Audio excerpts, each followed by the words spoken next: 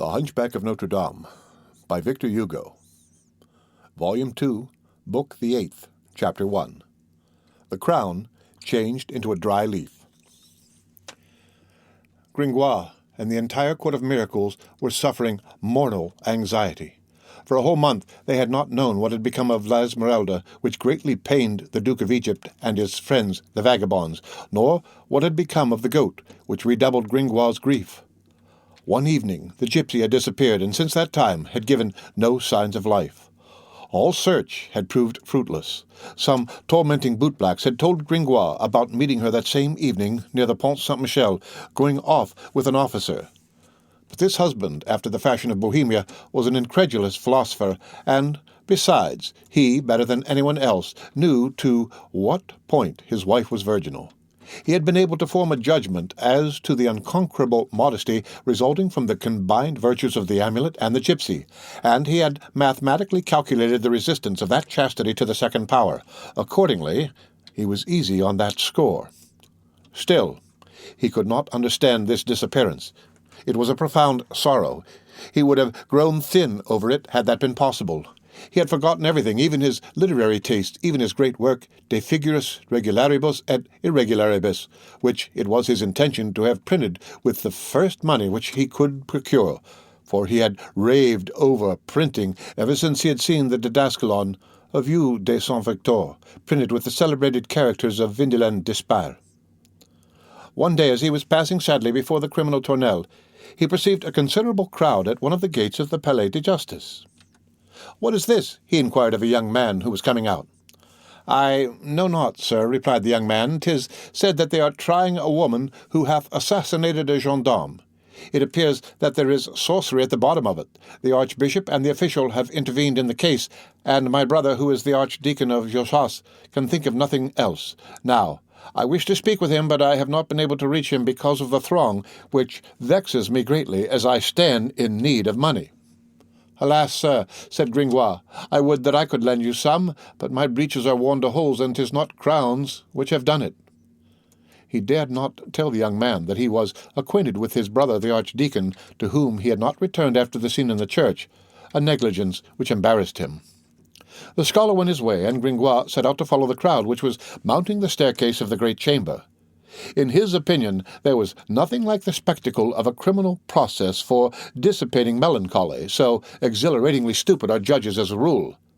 The populace which he had joined walked and elbowed in silence.